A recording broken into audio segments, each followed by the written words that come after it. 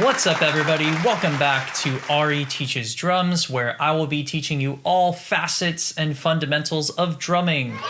You probably clicked on this video because you are interested in mastering legato strokes, which is great. Maybe you're hitting a wall, you are not playing as quickly as you'd like to be, or you're not as fluid as you'd like to be, and you're struggling with your legato strokes, or you're just genuinely here to see how you can improve, how you can get even better. So before we get into it, a quick note is that there are multiple different types of strokes in drumming. There is legato, but there's also downstrokes, upstrokes, and molar. I'm only going to be covering legato strokes in this video, so do stay tuned by subscribing to stay up to date about my videos on those other types of strokes in future videos. Also, something to note, you can revisit my first lesson video on grip to review proper grip for matched and traditional grip. All right, so let's get into it. So legato strokes, what are they? Well, the way I like to think about them is that they're really like a smooth and connected style of playing where each stroke is going to flow effortlessly into the next with minimal tension and maximal rebound. So we really want to get the stick rebounding and moving. The word legato actually comes from Italian, meaning tied together, and in drumming, this translates to fluid motion, relaxed tone, and efficient technique. So my favorite analogy to use with my students is that legato strokes are exactly just like dribbling a basketball. You send the ball down toward the ground and then it bounces right back up to you. Of course, as long as the ball's full of air and has enough rebound. This is the same exact thing with drumming. So I'm gonna send the drumstick down toward the ground with my wrist, just like I would dribble a basketball. I'm gonna send it down toward the drum pad here in this case. And when I throw it down by turning my wrist, as long as I let the stick do the work here, it'll rebound right back up, right? So this is a legato stroke. I'm not squeezing and stopping it at the bottom. I'm not pressing into the drum, right? I'm not letting my hands stop at the bottom. That would be more like a downstroke. For a legato stroke, I want to let the drumstick just come right back up.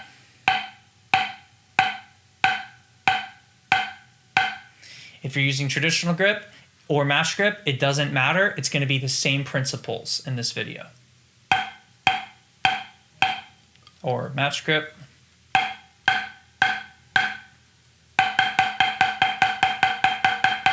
So that's how we're going to get that really comfortable flow with our legato strokes. But how do we actually achieve a legato stroke? So what we need to do is we really need to have a relaxed grip and feel to allow the stick to rebound naturally. Again, think of that basketball analogy.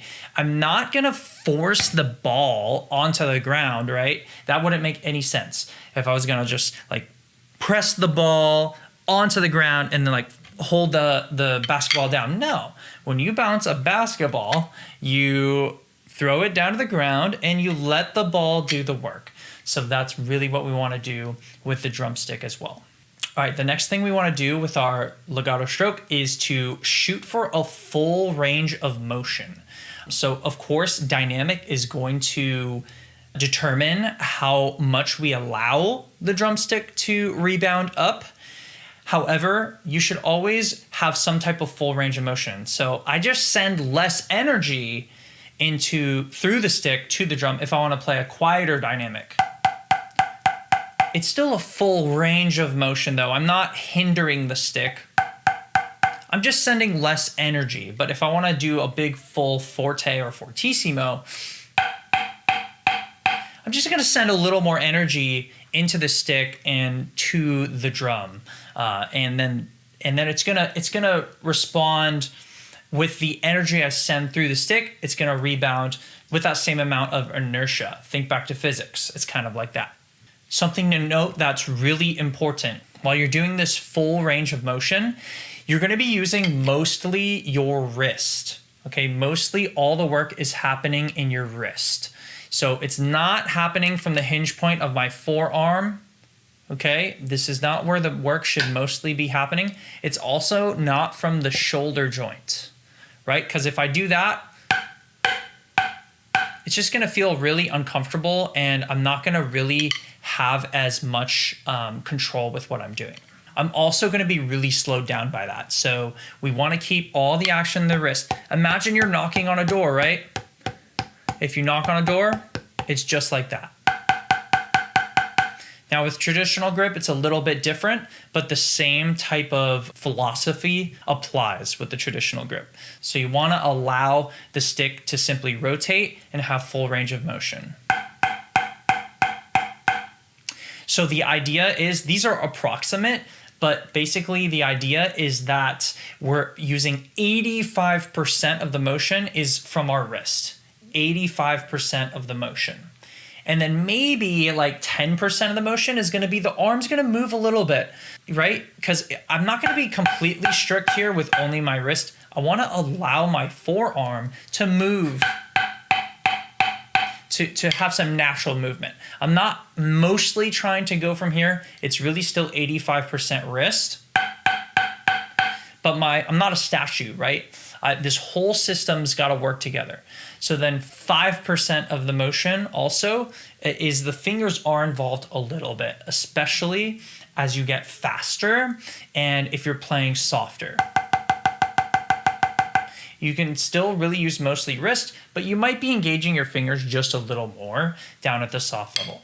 Would I engage my fingers more at the forte fortissimo level? No, I would actually, to play loud enough, you're gonna need to use a little more forearm.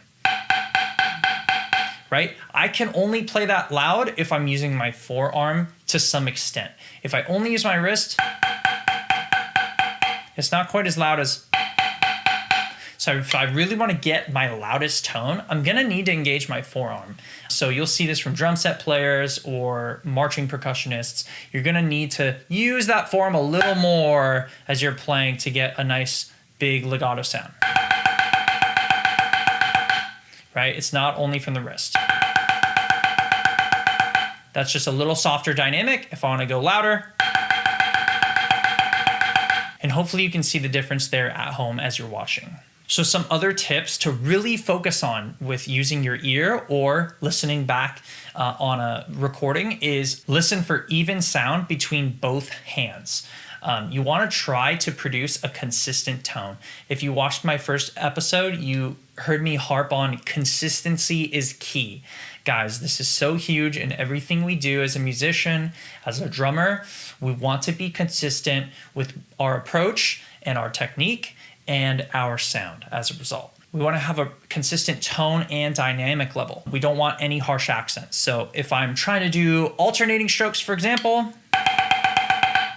right, I'm really shooting to have, in this case, 5 even sounding strokes on my right hand. 1, 2, 3, 4, 5. And then on the E and the if I'm thinking as 16th notes, my left hand is playing 4 even strokes. So there you go, right?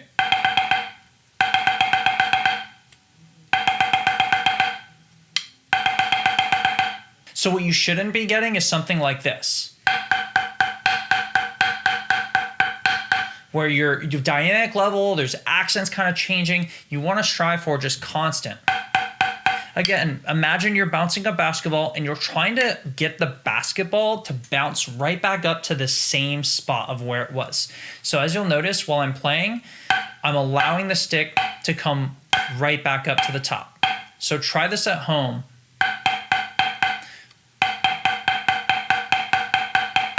And imagine there's a point right here in the sky or whichever dynamic level you're trying to go to,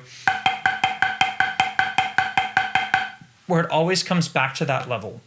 All right, next, a really big common issue for young players, the motion of the stick with their legato strokes is not straight up and down. So if I turn here, and this is a good thing you can practice, is get in front of a mirror or some type of phone camera like I am right now. I'm actually watching what I'm doing. And what I want to look for is a straight up and down motion of the stick. If I'm from here, it's hard to tell, right? Because I could be coming at an angle. So this is what we call slicing. And we really want to avoid this. Number one, the sound is not very good. It's not a good tone. But number two, I'm not going to be able to go as quickly and as fluidly, right? If I'm slicing or scooping, I have a limit on how fast I can go. Whereas if I'm going straight up and down, I'm maximally utilizing gravity and the natural rebound of the stick.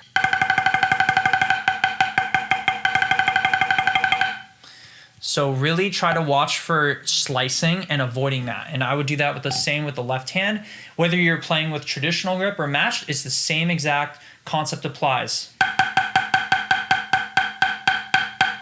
I'm going straight up and down. This is not what you want.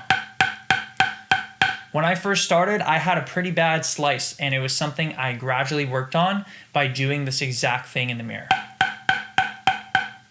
And match grip, same idea.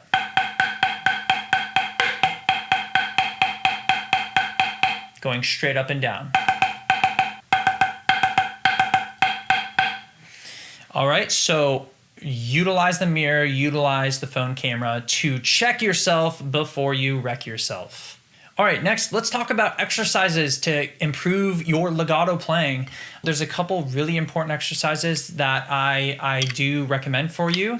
And number one, just the basic 8 on a hand. You could also increase it to 16 on a hand, 32 on a hand, or even 64 on a hand. Begin really slowly. So if you recall in my last video, I talked about I really love using drum beats instead of a metronome. It's just something that helps me feel the groove a little more as a player. When you're playing this exercise, which is 8, let's just do 8 on a hand. We're gonna do 8 on a hand. When you're starting out, begin slowly, guys. My professors in college at UCLA would harp on this all the time. Begin slowly. Don't rush into something. If you learn it fast and poorly, that's not going to help you as much as learning something very slowly and methodically and accurately, right? So get the motion down slowly, and then we'll work it up. So I'm going to set my drum beat on. All right, let's try it. So I would do something like this. 1, 2, 8th notes, go, and.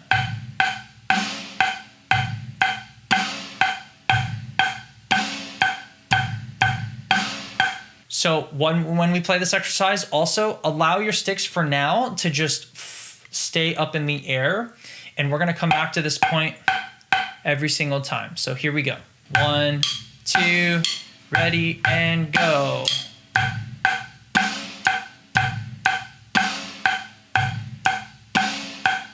Listen for even sound.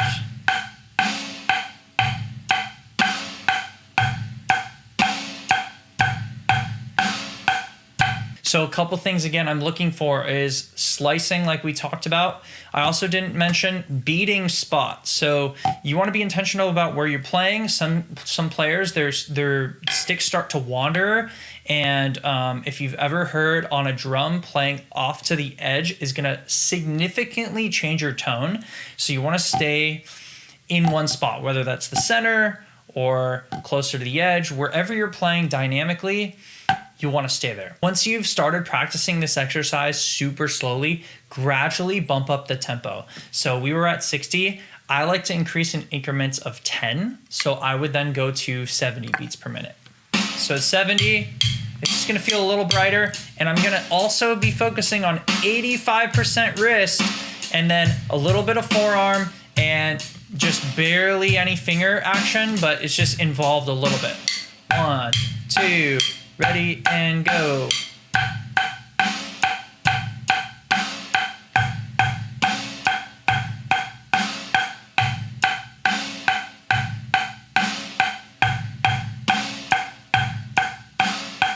All right, and gradually, guys, as you do this exercise, you're gonna start to hit a point where you hit a max, right? It might be at 140, it might be at 150, it might be less, more, but basically what's gonna start to happen is you're gonna start to chop out. So if you're playing these repeated legato strokes and you start to get this feeling, and you really start to tense up, tension is the enemy. Wherever you start to tense up, that is your max point. That's your max tempo. So slow it down, and gradually work up. And let's say your max is 140 this week. Work up to that 140, and hopefully next week or even next month, your new max, you'll eventually be able to get to 150, right? Or 160, 170. So you can also do variations like 8, 8, 16.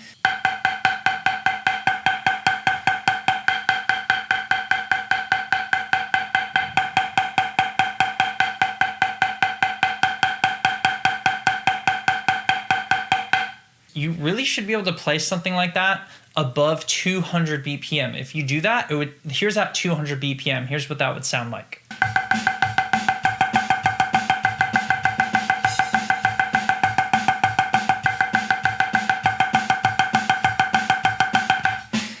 And you want to be able to play at a variety of dynamics, so even a little softer.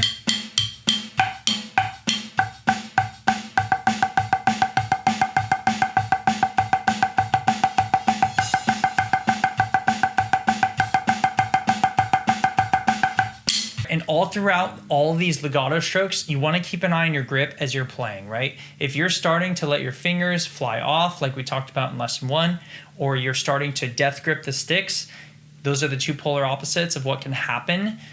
You really want to check yourself and try to adjust, keep your fingers on, but not tight, right? Fingers just there to help guide the stick and support it along the journey of your legato strokes.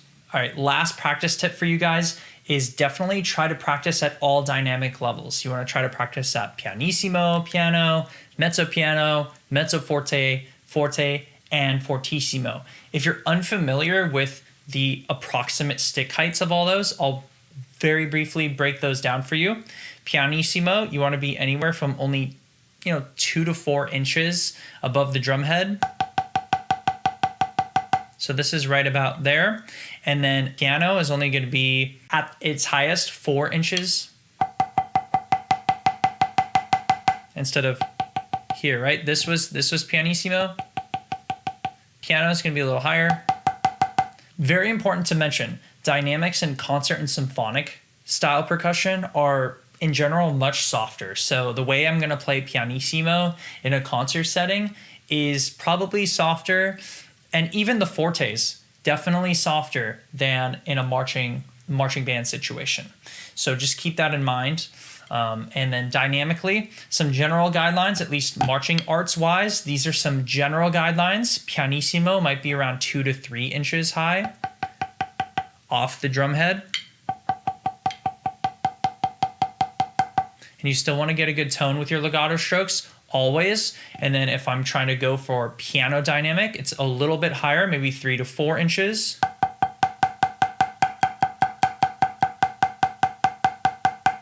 All right, and then mezzo piano is about 6 inches off the drum head.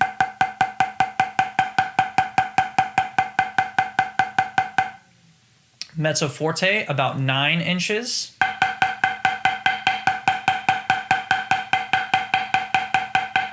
All right, and then forte, a lot of people say about 12 inches. This isn't quite vertical, but it's a little bit below that.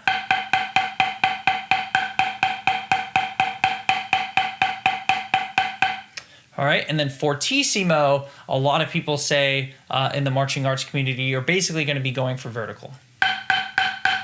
And this is where you're going to need more forearm in order to actually reach vertical.